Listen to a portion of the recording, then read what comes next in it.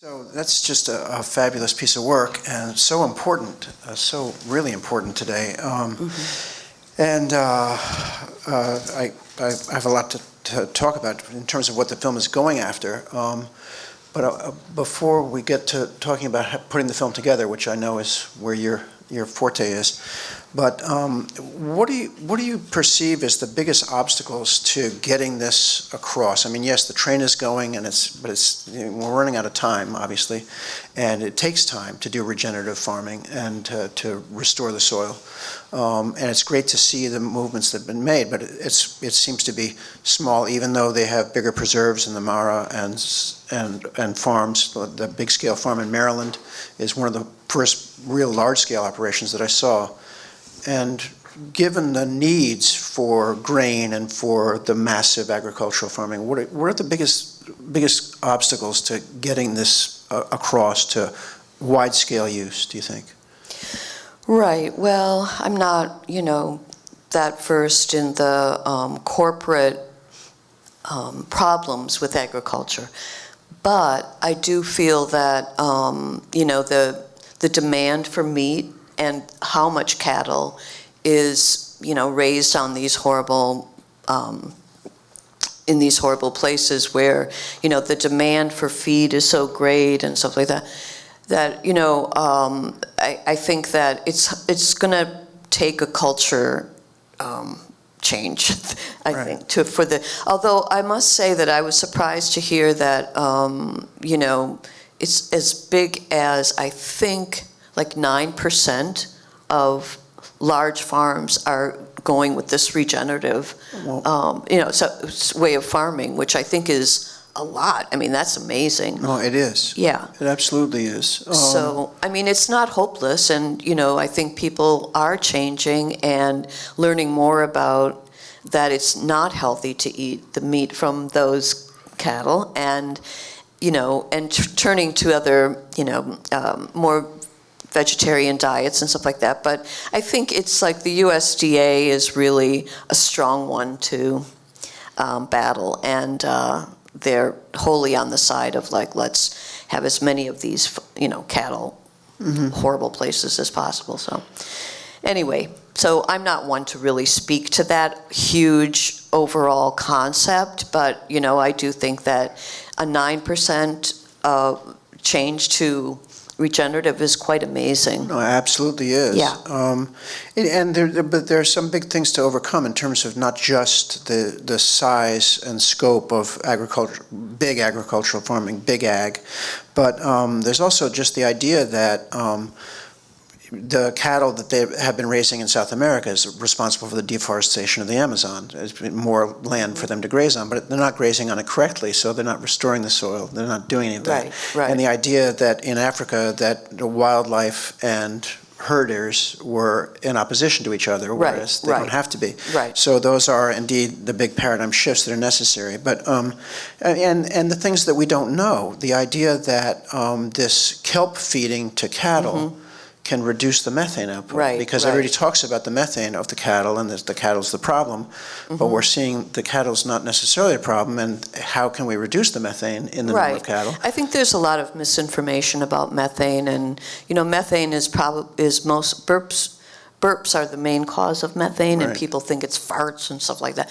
But and yes, it is that, but and they mainly get the burping from these feeds that they're the stuff that they shouldn't be having. So, I think that there's a lot of misinformation, and maybe that point should have been, made a little bit stronger in the film, because I think it is a major one, that kelp could be such a savior for that. But yeah, I mean, little by little, I mean, you have to change the information about all of these things. I think that, well, I don't really know that much about why these things are the main points that people think, our climate change is caused by, like emissions, car emissions, and why that's so prominent. Of course, it is important, but the fact that so much could be changed, like this film is talking about from the change of agriculture, I think is very little known, and people do not know about this, No, but but they think it's from cows farting or something, well, I understand. Yeah. The idea of the carbon credits is another great Yeah. idea, that farmers can be paid by big companies that have to burn the fuel Right. For their carbon credits by restoring the soil. So it's Right. a perfect circle. But again, getting the information out to people. So Right. I want to talk about the film a little bit now because Yeah. I think it's... Because I'm not an expert on any of those Well, things. no, but I think that the argument that's made is in large part due to the way you put the film together and the way the Right. film was conceived, because it's not just the families, it goes to the larger scale operation in Maryland, and the 9% you're talking about is more large scale farming. The idea of going to all different parts of the globe to see how, because it's a global problem, obviously, Right. to film it and to show a couple of people doing it, and that, isn't this great? Yeah. That would be one thing, but to show it all over the world in all different kinds of cultures, in America as well as in Mexico, around the world, in Kenya, Right. and to go to the marine aspect of it. So let's talk about this. When you came on board to edit, there's a lot of original footage in this. It doesn't rely that much on archival stuff. Right. The archival stuff is more, maybe you see some plowing or or the flying over of the dusting of the crops and things like that, But no, it's mostly original, and it was shot by one person, so it's amazing. And how did it come to you? Did it come to you as it was being shot, or was it all done and then it came to you? It did come to me as it was being shot, yes. So it was quite inspiring to see the next thing, that was shot. A lot of these people met at conferences and things like that, right? So you'll see like somebody from the Nature Conservancy who's running the Nature Conservancy near Nairobi come to a conference in Mexico where Alejandro was, or maybe it's in Texas where many farmers have come to, including Alejandro, and maybe the person from Kenya, but so they learn about these things through, that's the way they learn, that's the way they meet each other, and they trade, facts and things about, stories about what they're doing on their land and things like that. And so I think, for instance, like the Grace's farm in Kenya was sort of a way to talk about water being such an main important component in not only her own farming and to keep the the runoff and the pollution at a level where the Nairobi citizens could have good water, but really just sort of like how, because I don't think we really got into water as much as we could. I mean, we did do the ocean farming, but, water is such a main component, and that wasn't a strong point of the film, I didn't think. I'm not trying to see, I do see a lot of flaws when I look at the movie. Well, so there's just a lot to cover, In defense of the film, though, they're talking about the regenerative farming, they're talking about getting the roots down, and that's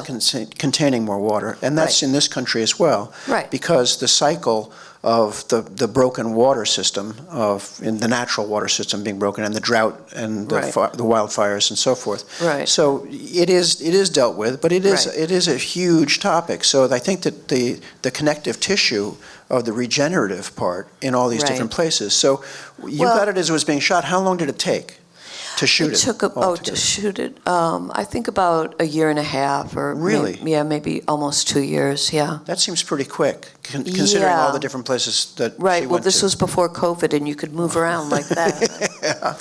Now, did she meet these people to figure out her targets by going to these conferences? Is that sort of how? I do believe that that's where she met most of the people that she ended up filming. I mean, some of them perhaps were suggested by some of the organizations that were like the Nature Conservancy, Michael Doan guy, and perhaps I think he might have suggested the the Burns brothers, those two farmers in Nebraska. And, but yeah, I mean, it's a big thing for people to allow themselves to be filmed, you know what I mean? Right. So it's hard to find people. But I and, think that they do want to get their message out there. They're excited about that, but That's what I they don't think. want you invading their Right, but it lives. does seem that they are, and some of them are converts, but they are true believers, and they see, yeah. they see the importance of it. So I think that a Yeah. lot of the access they gave seems to come from that. Yeah. Just on a filmmaking question, so you got it as it was being shot. Mm-hmm. To what degree was the director working with you on how to piece this together, all these different Right. pieces? Well, she really relied on me a lot to be a fresh look at the footage, fresh eye to the footage, and and then COVID began almost immediately after I got the footage, so I was pretty isolated when I was working on it, and then I would send cut scenes to my director, and then we would kind of go from there. We didn't get together the entire time. Did you during have, the did you have making virtual of this meetings? Did film. you Zoom things, or? Yeah. There's a couple new ways of doing that beyond Zoom. Right. Yeah, and so, you just send the cut, and they can sort of see it as you're seeing it. Okay. So it's interesting. In real time? Yes. So you can talk Yeah, about it? we can talk about it, yeah. Well, So it was difficult, and I think she relied a lot on me, because the film is not, as you can see, like a narrative with, we do come back to a couple of the stories later on, but, it's for the most part episodic with go to this, go to that, go to that.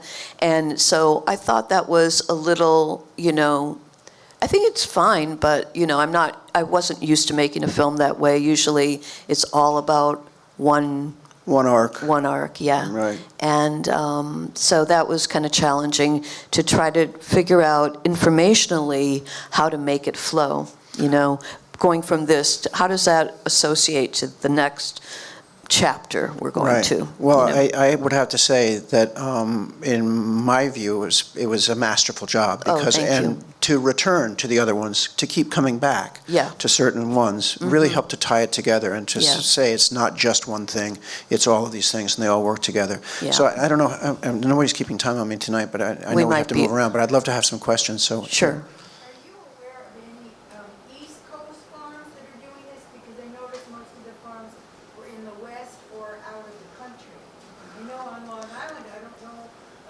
Regenerative farms. When I go to farmers markets, I can't even find farmers that are farming organically, much less regeneratively. So I'm just wondering how widespread it is on the East Coast. Well, I know that, just to answer part of that, I know that a couple of farms on Long Island are doing it. There's a film coming up later on in this week about Patty Gentry and her Early Girl Farm, which is organic farming, and that's been going on for a while.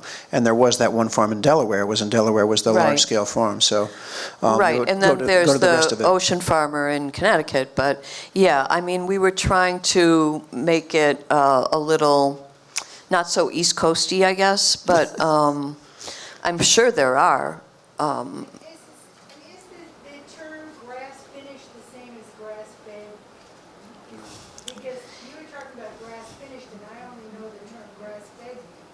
So what's the difference? Well, I'm really not sure, to tell you the truth, but I think that when you say grass finish, I don't know. I mean, I think grass finish is grass the entire time. I'm not really sure. Who knows? Yeah. We have another question here. Yeah. Well, it's actually not a question, but Ludlow Farms here in Bridgehampton Watermill Yeah. does rotationally grazed dairy cows. Right, and they're making some wonderful cheese, too. They get some great cheese, and also, yes, you're right, grass finished means they've had grass through their entire lives. When it just says grass fed, they probably are CAFOs and went to the farm in the end. So. Oh, so it's not totally. There you go. Do we have any other questions? Well, thank you so much for a sure. wonderful film, and thanks Yeah. for elucidating us about that. Sure.